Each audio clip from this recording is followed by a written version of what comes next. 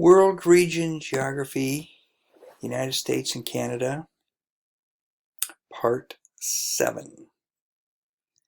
We're going to finish up on territory and politics, social movements. So the women's movement, which was the women's suffragette movement, started in Seneca Falls, New York in 1848. Took 70 years, roughly 65 years, for the women to get the right to vote. The suffragette movement, women were imprisoned. If you look at the civil rights movement, you have very similar constraints. Not everybody supported it. It was a long struggle for women to have the right, and that included not only the right to vote, but the right to own property, the right to control their own money. Things that I'm sure most of you take for granted. Women did not have those rights. When a woman was married, everything she owned belonged to her husband. He was responsible for her, but he could also take everything and kick her out. So, there's a lot of things that came out of that. Gays and disabled, children's rights movements, the disabled movement, a long struggle, what is right. And, we in this country take it for granted. But if you go to Europe, one of the things that amazed me when I was in Europe was that there's no wheelchair ramps. Public buildings don't necessarily have elevators and wheelchair ramps. If you're disabled, you better be able to get around or tough break. And that's the way it was in this country. So there's made a lot of strides in how we treat people and how we give people's rights. So we do a lot of things right. We do a lot of things differently than other people. Gays, lesbians, LGBT community, demanding their rights, equal protection. Does everybody agree with it? I'm not taking a position on it. What I'm saying is when you start denying people their rights based on just most criteria, you're probably going to have a lot of resentment. The gay movement started in New York City back in the early 70s and has expanded since from there. Gays' right to marriage, gays' right to raise children, all these sorts of things are relatively recent in your lifetime. And I think, your generation is much more liberal, much more open-minded than the older generation for the most part. Children's rights, that's changed a lot. Societies need to protect children. I mean, 100 years ago, children worked in factories. 6-year-old kids did really dangerous jobs because they were small enough to get in tight spaces. So, a lot has changed. You wouldn't have a kid working in a factory for 12 hours a day today, not in this country. But it doesn't mean it's not like that in other parts of the world. One of the things I always like to say is a lot of these movements, whether it's environmental movement uh, or Black Lives Matter or Blue Lives Matter, a lot of these movements are about economic struggles as well as political struggles. Life is not always fair. We like to think it is. We like to think it should be. But the reality, it isn't. And it isn't for everybody. And not everybody's treated the same. Right, wrong, or indifferent. It's just the way it is. It doesn't mean we shouldn't struggle. When I was growing up, it was the civil rights movement, and I was involved in that and trying to make the world a better place. And I think that young people bring fresh ideas and fresh approaches um, to our society and make it a better place for us all to live. Culture, population, religion, and language. The United States, predominantly English. I mean, Americans typically don't speak more than one language. If you go to Europe, people speak 2, 3, 4, 5 languages. America is, primarily English. Um, you have primarily Roman Catholics and Protestant, in other words, Christian religions. It doesn't mean we don't have a lot of Muslims. We have a lot of Sikhs. I grew up in Livingston, so there's a lot of Sikhs in Livingston. The first Sikh family in Livingston arrived in 1970 when I was a senior in high school. So there wasn't any Sikhs in Livingston. I knew the first Sikh family. There weren't any Sikhs in Livingston. I didn't even know what a Sikh was. Um, Religious differences, Bible Belt, that's that area through the Mid-South, the Deep South and the Mid-South, fundamentalists, Christian, Baptist, Pentecostal, Church of Christ.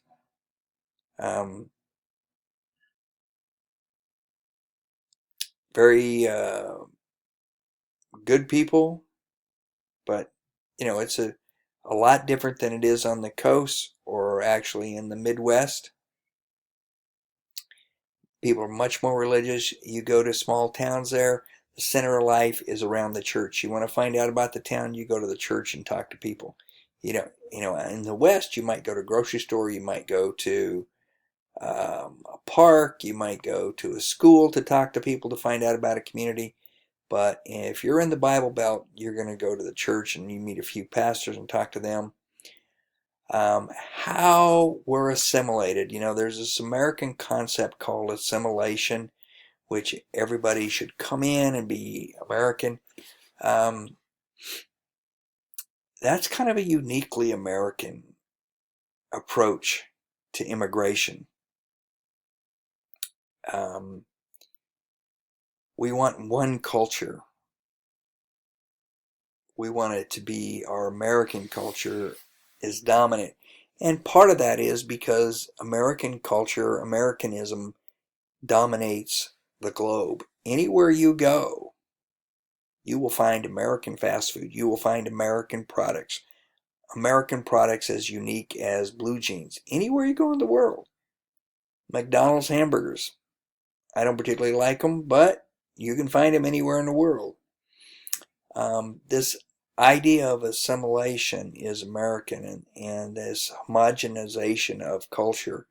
Though, we are impacted. I mean, you think about the Italian migration of foods like pizza and spaghetti. They weren't here before that. Now we kind of consider them kind of American. I mean, they're Italian, a burrito and a taco. Definitely, we consider that kind of American food. So there is this assimilation and modification in America that goes on. I wouldn't call it multiculturalism, I'm sorry, like they have in Canada, where they have French and English, so there's two official languages. Everybody has to be able to read and write and speak both languages in order to get by. You can't advertise anything in just English or just French. It has to be in both. Multiculturalism is